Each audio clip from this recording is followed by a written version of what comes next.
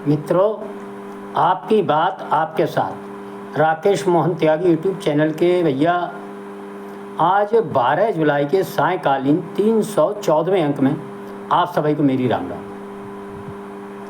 दादा, आज का जो अंक है वह एक महत्वपूर्ण विषय जिनकी ओर मैं लगभग 1 माह पहले भी मैंने आपके समक्ष आपके जौहरी एक बतवतो कहना हो कि नेपाल बॉर्डर पर गरज रहे बुलडोजरों के बारे में जाने कि आखिर नेपाल की सीमा के पास नेपाल भारत बॉर्डर पर जो उत्तर प्रदेश सरकार ने एक सख्त कदम उठाते हुए उसके आसपास अवैध रूप से उपजे मदरसे, दरगाह व मस्जिदों की जो एक बाढ़ आई थी, उनके पीछे किस प्रकार देश विरोधी तत्व वहाँ अपना पूरी तरह पंजा उन जिलों में जो बॉर्डर से लगते हुए थे उनमें दोनों ओर फैलाए हुए थे, उसका किस प्रकार योगी सरकार ने सफाया करने का काम किया, मैंने उसके बारे में आप सबके ध्यान में वो विषय लाया था। और देश विरोधी तत्व एक धर्म विशेष की आड़ लेकर किस प्रकार उस क्षेत्र में अपने जिहादी विचारधारा को और उस क्षेत्र की डेमोग्राफी, वहाँ की जनसंख्या में किस प्रकार बदलाव लाकर उस क्षेत्र में जिहादी विचारधारा की बहुतायत बढ़ाने के लिए किस स्तर और बड़े स्तर पर अंतर्राष्ट्रीय षड्यंत्र के तहत उस क्षेत्र को, इस देश को निजामे मुस्तफ़ा में लाने के अपने एक दीर्घकालीन एक सपने को पूरा करने में लगे हुए थे। उसको किस प्रकार समाज के विभिन्न क्षेत्रों से, चाहे वह राजनीतिक हो, आर्थिक स्तर पर हो, स्थानीय स्तर पर हो, विदेशी स्तर पर हो, प्रशासनिक स्तर पर हो, न्यायिक स्तर पर हो, विभिन्न एनजीओ के माध्यम से, विभिन्न दरगाहों और ऐसी अवैध जो अचानक सरकारी भूमि पर कब्जा करके मदरसे आदि उगाए थे और उनमें एक कैसा एक सिस्टम लगातार काम कर रहा था, उसके परिणाम अब सामने आ चुके हैं। मित्रों, किस प्रकार उस क्षेत्र की मतदाता सूचियों में भी बिहार से लेकर बंगाल की सीमा से लेकर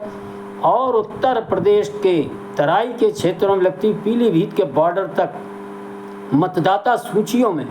भी किस प्रकार छेड़छाड़ कर उनमें अवैध रूप से ऐसे देश विरोधी तत्वों को बिठाने का काम एक बहुत बड़ा षड्यंत्र चलता है। इसके लगातार समय समय पर मैं दद्दा आपके जौहरी जो यूट्यूब चैनल के माध्यम से, मैं ही नहीं और भी बहुत से लोग सोशल मीडिया पे इस प्रकार की जानकारियाँ आप सबके साथ उपलब्ध कराते हैं। लेकिन हम हैं कि जब तक हम व हमारे परिवार पर इस प्रकार की कोई समस्या का फैलाव नहीं आता है, समस्या से हम ग्रसित नहीं होते, तब तक हम मानने को तैयार ही नहीं। और किस प्रकार हमारे घरों में एक विशेष झूठे नैरेटिव, किस प्रकार हमारी बुजुर्ग माताओं बहनों में ज़्यादा पीछे नहीं आपका जाता, जो 50-60 साल के नवयुवक आज जो हैं, जो पीढ़ी है 50-60 साल की, वह ज़रा अपने बचपन की ओर नज़र दौड़ाएगी तो उससे पहले किस प्रकार हमारे घर की माताओं बहनों दादियों के दिमाग में ये भरा गया था और वह हम सबको बचपन में किस प्रकार डराने के लिए एक बच्चों के लिए बहाना लेती कि बेटा बाहर मत जाइए, बाहर बाबा घूम रहे हो, बाबा जी पकड़ ले जाएंगे, झोला में धर के ले जाएंगे। ऐसा छोटे छोटे बच्चों के मन में जो भाव हमारी माताओं बहनों ने पता नहीं कहाँ से हमारे समाज में, हमारे परिवारों में, हमारी दादी, हमारी अम्मा, हमारी नानी के मन में कहाँ से ये विचार, किस एक धूर्त व्यक्ति ने ये विचार शुरू किया होगा कि बाबा शब्द को इस कदर भय का पर्याय बना दिया। सनातनी परिवारों में पलने वाले छोटे छोटे बच्चों की आधुनिक पीढ़ी ऐसे बाबाओं से दूर रहने लगी और इन साधु बाबाओं को खराब एक उनके बारे में जो छवि थी वह इसके दिमाग में भरती चली गई और वह डरने की चीज़ बन गई। ये एक बहुत बड़ा षड्यंत्र था जो जाने अनजाने कुछ धूर्तों ने हमारे परिवारों में फैलाया था। हमारे परिवारों से हमारी पीढ़ी के छोटे छोटे बच्चों में आ गया और वह आज भी है। लेकिन मित्रों, आज हम देखेंगे कि इस बाबा शब्द का जो प्रयोग वास्तव में उस समय बच्चों को डराने के लिए किया गया था कि बेटा बाहर बाबा घूम रहे हैं तो को पकड़ ले जाएंगे, झोला में धर कर ले जाएंगे, बाहर मत जाइए किले। तो बालक बहुत डर जाते। और मित्रों, आपको जानकर आश्चर्य होगा, इसके बाद यदि कोई बच्चों को डराने का अगर कोई आदमी आया था तो वो सन 75 में शोले पिक्चर के अंदर गांव से 50-50 कोस दूर जब कोई बच्चा रोता है तो माँ कहती है बेटा सो जा, गब्बर सिंह आ जाएगा। इसके बाद ये बाबा, आप महसूस करेंगे, बाबाओं के नाम से डराने का क्रम कहीं ना कहीं हमारे समाज में बंद हुआ था। लेकिन मित्रों, आज जो मैं आपसे जो बतबतो कहना हूँ, जो जरा लंबो विषय, जो 2 अंकन में मैं जाको आपके जौरे आके कहूँगा। आज पहले अंक में मैं आपके ध्यान में जो बात ला रही हूँ, कैसे कुछ चीज़ें हमारे समाज के बीच कितनी पीढ़ियों पहले किस प्रकार से बिठाई गई थी, उनके दुष्परिणाम आज समझ में आ रहे हैं। किस प्रकार मित्रों मियाँ की कड़ाई हम सब देखते हैं हमारे परिवारों में। पूछो अगर अपने घर के बड़े बूढ़े से जब मियाँ की कड़ाई कहो तो बोले ना, वो बड़े बूढ़े से चली आ रही है, हर कोई काम हो सुबह मियाँ की कड़ाई जरूर हुई। क्यों भैया, बाबा की कड़ाई क्यों ना हो सकती, दादा की कड़ाई क्यों ना हो सकती है, हमारे देवतन की कड़ाई क्यों ना हो सकती, ना मियाँ की कड़ाई होगी। पूछो ना, जो होना जरूरी है। और हम सब भी इसको रोकने के बजाय मौन समर्थन देकर इसको कोई बहुत बड़ा एक काम समझते हैं। एक जे हमारे परिवार की महिलाएं, हमारे ही लोग, हमारो कोई बड़ो बूढ़ो मत जात है, हमारे कोई गमी हुई जाती है, अड़ोस में पड़ोस में तो जाती हैं। और ऐसे बाबा जो हमारे ताऊ हैं, दादा हैं, जो हमको जीवन भर कमा के सारी संपत्ति देते रहे, खवाते रहे, लाड़ करते रहे, प्यार करते रहे, और जो बाद को जो बची संपत्ति है हमको प्राप्त करने वाले हैं, ऐसे बाबा दादी की मृत्यु के बाद हमारे घर की अम्मा, हमारे घर की और भैयरवानी किस प्रकार अपने छोटे छोटे बालकन को उनकी डेड बॉडी के पास, उनके मृत शरीर के पास जाने से बच्चियों को रोकती हैं, उनको आशीर्वाद भी नहीं लेने देती। और इसके बाद कहती हैं जा नहाया। अब पड़ोस से अगर का बड़ी बूढ़ी को पनार के आती हैं तो अब घर में घुसन से पहले ना, पहले छींटा मारो, पहले हाथ पाँव धोवो, और पहले हंडावो, सब कपड़ा धोवो, चाहे कितने उजाड़े में आए हो तुम, चाहे कहूँ आए। ये एक ऐसी प्रथा बने। मैंने ये नहीं कह रहा कि ये गलत है, स्वच्छता की दृष्टि से इसमें कोई वो बात नहीं है। लेकिन मैं आपका ध्यान दूसरी ओर दिलाना चाहता हूँ। जब जेई माताएं बहनें किस प्रकार कुछ विशेष लोगों के बहकावे में आकर कि तुम्हारे भैया 2-3 लौड़ियाँ हो गई, उन्हें अरे लली जब बहू को ले जाइए, जब वे चेल्लम और मुहर्रम निकले तुम ताजियन के नीचे से निकाल दिए। वो भी एक शव यात्रा होती है और वह प्रतीक रूप से एक मृत शरीर की शव यात्रा को मानकर उसको निकाला जाता है। और उसके नीचे से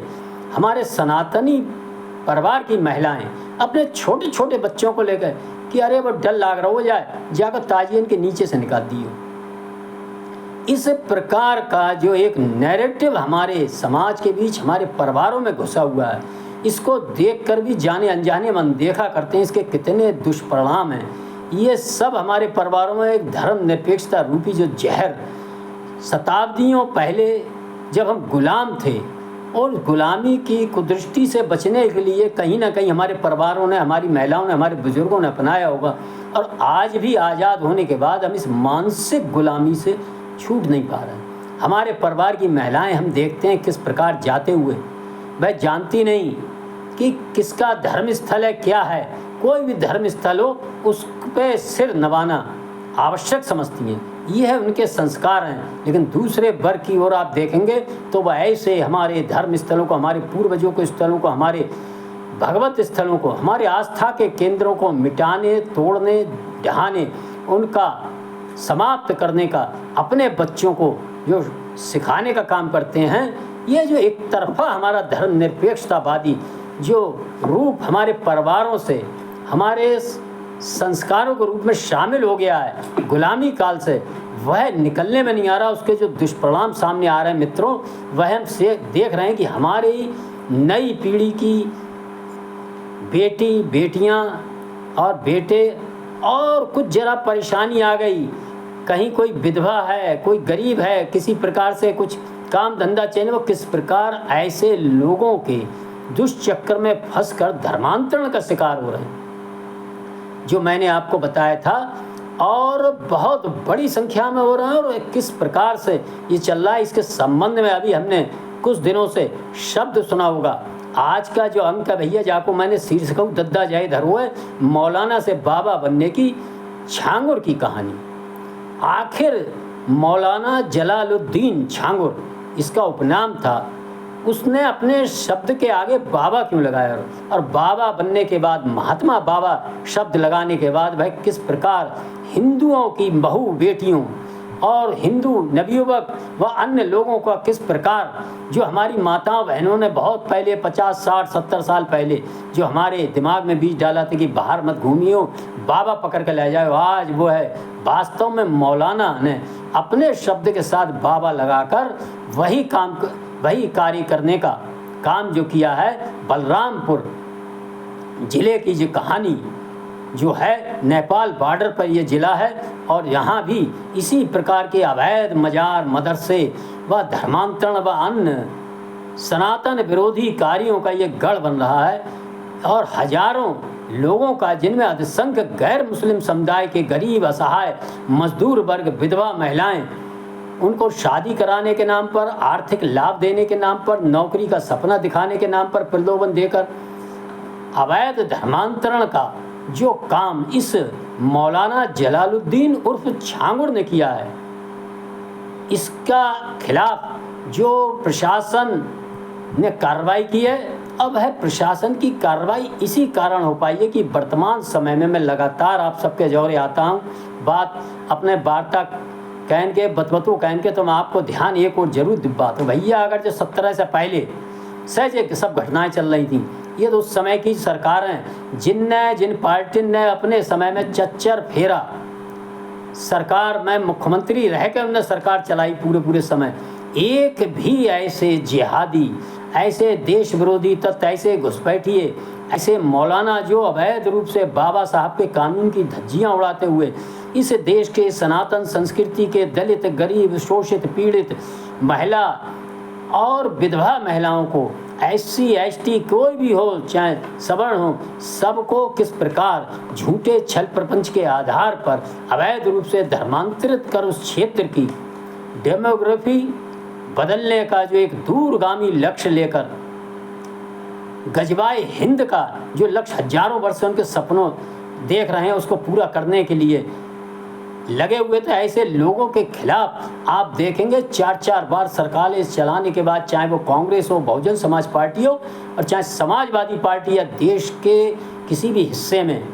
ऐसी कोई पार्टी हो, जिन्होंने कहीं ऐसे लोगों के खिलाफ कोई कार्रवाई भी की हो, तो आपको सुनने को नहीं मिलेगी। ये कहीं झूठे में कोई रिपोर्ट किसी ने बहादुरी से के साथ दर्ज भी करा दी, तो उस रिपोर्ट पर कोई कार्रवाई नहीं हुई। और यह जानकारी प्राप्त हो रही है कि इसी छांगुर मौलाना और किस प्रकार हमारा सोशल मीडिया इसको बाबा कहकर प्रचारित कर रहा है। सबसे ज़्यादा दुख का विषय ये है, हम सबको भी इसका विरोध करना चाहिए कि बाबा शब्द का जिस प्रकार एक भय का, आतंक का, जो हमारे सबके बचपन में हमारे परिवारों से पड़ा था, वह शब्द आज भी बाबा, उसको किस प्रकार इस तरह के लोग, गैर कानूनी रूप से काम करने वाले और इस प्रकार से धर्मांतरण में लगे लोग अपने मौलाना शब्द को हटाकर बाबा लगा रहे हैं। क्योंकि बाबा के साथ जो हमारे सनातनी समाज का जो साधारण व्यक्ति है, आम व्यक्ति है, सहज सरल, दबाया सताया कुचला ज़्यादा नहीं समझता, बाबा शब्द के मोह जाल में फंस जाता है। वो समझता है कि बाबा हैं तो फिर घर के जैसे बाबा होते हैं, साधु होते हैं, वैसे ही होगा, और वहाँ जाए के और किस प्रकार इस बगला भगत के दुष्चक्कर में पड़कर अपने पीढ़ियों से, अपने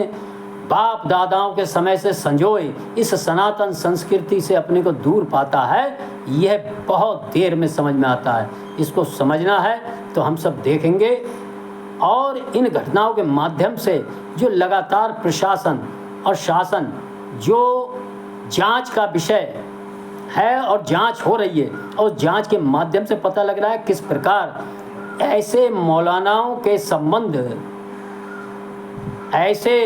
अपराधी तत्वों से भी हैं, जैसे मुख्तार अंसारी आदि, और इनके संबंध धीरे धीरे विदेश में बैठे इस देश के विरोधी तत्वों से भी निकलते जा रहे हैं। किस प्रकार ये सारा काम अपना फैला रहे थे। मैं इस बारे में विस्तार से आपको कल के सायंकालीन अंक में बताऊंगा। और इस अंक में मैं अपनी वाणी को विराम देने से पहले मेरा आप सभी से अनुरोध है कि जो मैंने बात बताई, किस प्रकार आखिर कहाँ से ये हमारे परिवारों में ये धर्मनिरपेक्षता रूपी गुलामी के समय रहा होगा। हमारे बुजुर्गों ने मियाँ की कढ़ाई इसलिए लगाई होगी कि हम जिनके गुलाम थे उनके सामने ये दर्शा सकें, भैया हम तो सब तुम्हारे हिसाब से चल रहे हैं। और किस प्रकार से ये जो ताजिए और इनके नीचे से हमारे परिवार की महिलाएं, हमें पता ही नहीं लगता हमारी परिवार की महिलाएं, बच्चियां छोटी छोटी बीमारी के माध्यम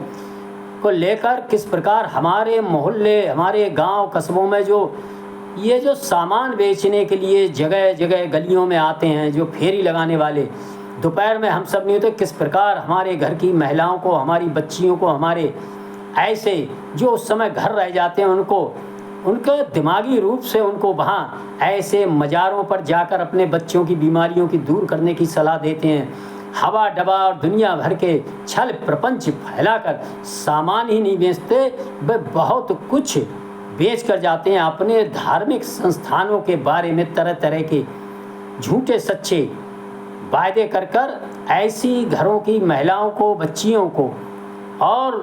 बड़ी बूढ़ियों को भी वह अपने परिवार की चिंता, अपने बच्चों के, छोटे छोटे बच्चों की चिंता में ऐसे विधर्मियों के दुष्चक्र में फंस जाती हैं। और हमारे जाने बगैर वह आसपास के इसी प्रकार हर गांव कस्बे आसपास देखेंगे,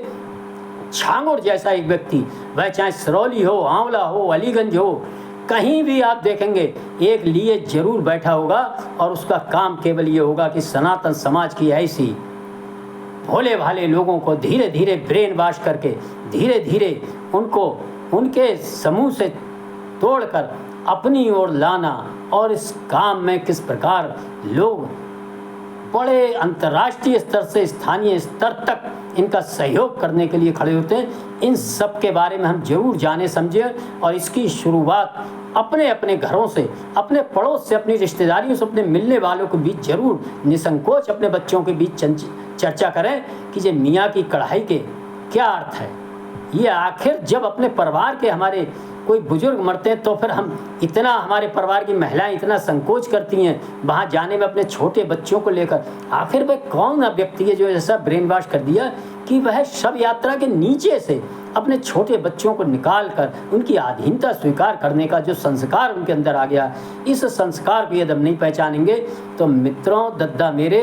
करत रहियो चौराई, उद्योग खेत रहियो, घरन के बहरार काम करते रहियो, बाहर जाए काम करते रहियो, घर में जिनके ताई कमा रहे धमा रहे, इस प्रकार की घटनाएं आप आए दिन देख रहे होंगे। यदि घर को ध्यान न दोगे, किस प्रकार घर में कौन सा दुष्चक्र हमारे यहाँ पनप रहा है, कौन से लोग हमारे घर में घुसपैठ कर रहे हैं, मतदाता सूची में नहीं, हमारे घर में, हमारे दिमाग में, हमारे बहू बेटियों, हमारी माताओं बहनों के मस्तिष्क में आखिर क्या वह लोग बीज डाल रहे हैं। यदि इस ओर ध्यान नहीं दिया तो निश्चित ही हमारा, आपका, परिवार का भविष्य